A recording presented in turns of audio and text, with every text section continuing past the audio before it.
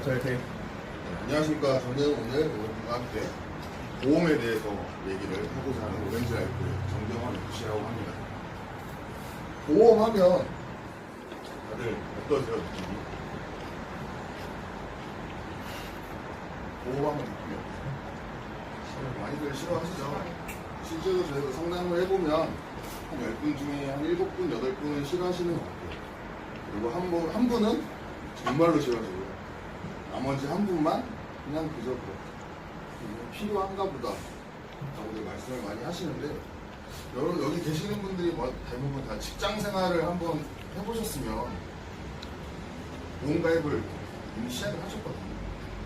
초장기 상품입니다.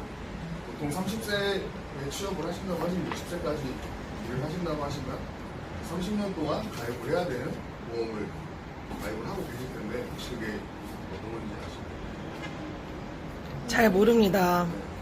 사회보험, 국민연금, 국민건강보험, 상대보험, 노동보험 네 가지를 있는데, 이거 같은 경우에는 제가 직장 생활을 하게 되면 대부분 다 가입을 필수적으로 하게 되어 있죠.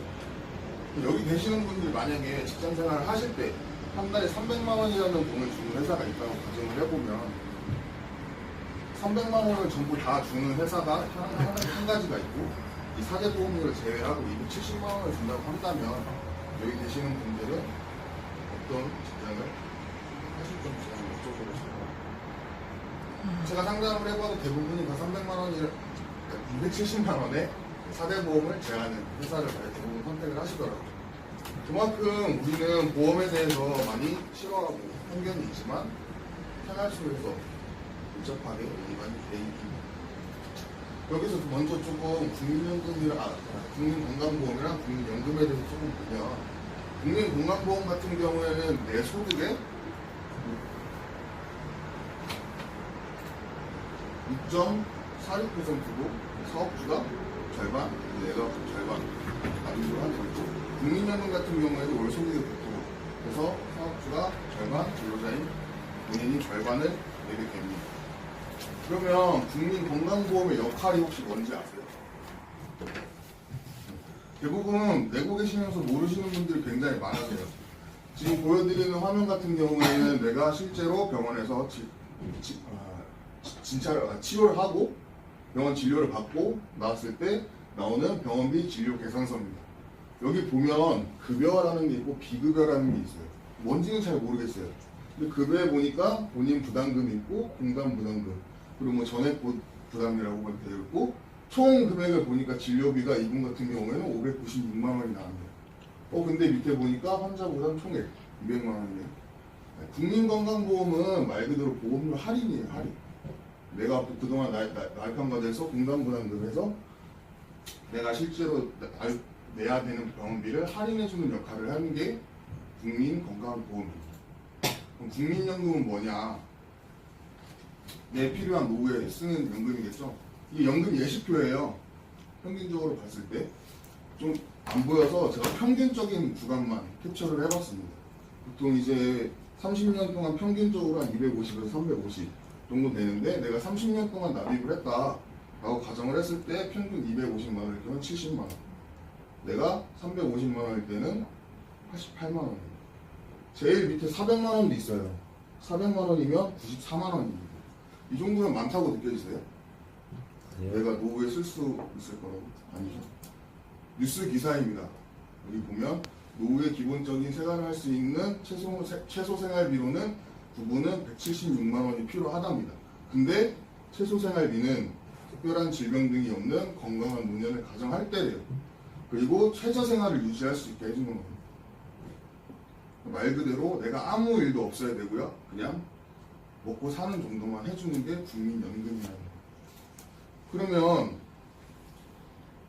내가 아까 납입한 병원비라든지 부족한 병원비라든지 부족한 노후 자금은 어떻게 해야 할까요?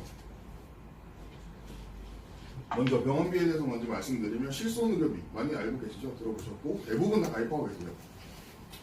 지금 우리나라 사람들은 필수적으로 거의 가입하는 보험 중에 하나라고 해도 과언이 아닌데, 실손의료비는 내가 낸 보험료를 보장을 받는 거예요.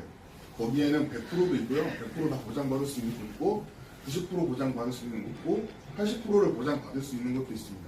다만 가입 시점이 달랐을 때 이렇게 좀 나눠지는 거거든요.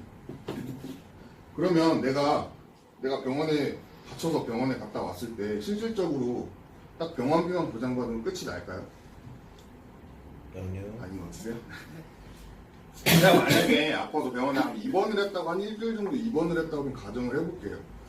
제가 차례 초년 처음에 직장 생활을 했을 때 시급 10,000원이었어요.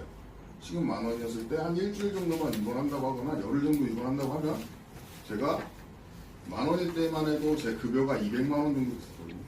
거기에서 7만 원에서 10만 원 정도 급여가 빠진다고 했을 때 저한테는 그때까지 타격이 굉장히 컸었어요. 예, 그거에 대한 대비도 있어야 되는 게 그거에 대한 대비도 준비를 해주셔야 되는데 그거에 대한 준비는 이제 입원금이라든지 수술금, 진단금을 통해서 내가 꼭 아파서 병원비뿐만이 아니라 내가 생활하는 데 있어 그런 생활자금으로도 충분히 활용할 수 있는 부분이기 때문에 이런 부분도 조금 더 추가해서 해주시면 됩니다. 그리고 이제 노후자금을 할 수 있는 방법에 대해서 말씀을 드리려고 하는데 제가 노후자금을 만들 수 있는 방법이 어떤 게 있을까요? 네, 개인연금 또 뭐가 있을까요? 주택연금. 대부분 다 이제 개인연금, 주택연금, 퇴직연금 이렇게 많이들 말씀하세요. 그래서 좀 보여드리면 일단 연금보험, 개인연금, 연금보험 있겠죠. 그리고 임대소득도 충분히 내가 노후자금으로 활용하면 이거 좋은 것 같아요. 내가 건물 하나 딱 있으면 타박타박 한 달마다 매달마다 돈이 들어온다 한다는. 그리고 주식 배당금도 있습니다. 좀 생소하실 거예요 이거는. 우리나라 같은 경우에는 주식에서 배당주 주식을 하고 있다고 한다면 우리나라 같은 경우는 구조상 연배당 구조가 대부분이지만 미국에는 실제로 이 주식 배당금으로 노후를 살고 계신 분들이 굉장히 많으세요. 미국은 연배당도 있고 분기배당도 있고 월배당도 있어요. 그래서 대표적으로 미국에는 AT&T라는 통신회사에서 주식 배당금을 통해서 노후를 준비하신 분들도 있어요. 하고 계신 분들도 있습니다. 그리고 꼭 하지 말아야 될 것 중에 하나인 근로소득이겠죠. 내가 이게 준비가 안 돼 있다고 한다면 어쩔 수 없이 일을 해야 되는 게 있기 때문에 이 네 가지가 노후를 대비할 수 있는 방법입니다. 근데 저는 종신보험을 활용한 노후 대비도 한번 말씀드려보려고 해요. 과거에 종신보험은 말 그대로 사망보험금만 지급을 해주는 게 종신보험이었습니다. 근데 지금은 시대가 변했고 사망보험금은 기본이에요. 근데 거기에 플러스 알파의 기능이 더 붙어진 게 요즘 트렌드의 종신보험입니다. 그 플러스 알파에 대해서 말씀을 드리면 목돈을 활용할 수 있는 종신보험도 있고요. 연금을 활용할 수 있는 종신보험도 있고 아니면 내가 진단자금을 조금 더 추가할 수 있는 종신보험도 있습니다. 제가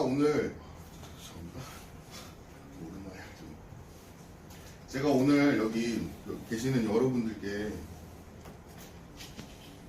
시간은 굉장히 짧지만 보험에 대해서 먼저 말씀을 드리고 제 오늘 얘기를 듣고 보험이 엄청나게 좋다 라고 생각을 들지는 않으실 거예요. 근데 우리 일상생활에 있어서 꼭 필요한 게 보험이기도 하고 밀접한 관계에 있는 게 보험이기 때문에 제가 생각하기에는 보험이 나쁜 보험은 없는 것 같습니다. 나한테 맞지 않는 잘못된 설계를 받은 보험을 갖고 있었기 때문에 보험에 대한 인식이 안 좋았었던 것 같고 앞으로는 계속해서 보험에 대한 제대로 된 설계를 통해서 보험에 대한 인식이 좀 바뀌었으면 좋겠고요. 혹시 여기 계시는 분들은 어떤 집에 살고 싶으세요 나중에? 뭐 이런 초호화 주상복합 아파트를 말씀하시는 분들도 있을 거고 이렇게 예쁜 한옥을 얘기하시는 분들도 있을 거고 아니면 제주도에 이렇게 멋진 마당도 있는 집을 살고 싶은 분들도 있으실 텐데 이 집을 짓기 위해서 가장 필요한 게 가장 먼저 해야 될 게 뭘까요? 땅 고르기요. 감사합니다. 네. 이 집을 짓기 위해서는 그럼 사야 되는 거예요? 집안을 그게 제일 골라야 정답이죠. 돼서. 그게 제일 정답이죠. 집안을 골라야 되잖아요. 여러분들이 앞으로 오랫동안 일을 하실 거잖아요. 오랫동안 일을 하실 거고 노후도 대비해야 되고 결혼도 하실 분들은 결혼도 하셔야 되는 거고 집을 장만하셔야 되는 분은 집을 장만하셔야 되고 앞으로 어떤 방법이 됐든 여러 가지 방법으로 재테크를 하실 거예요. 이 재테크라는 완성된 집을 짓기 위해서는 집안이 저는 중요하다고 집안공사가 가장 중요하다고 생각해요.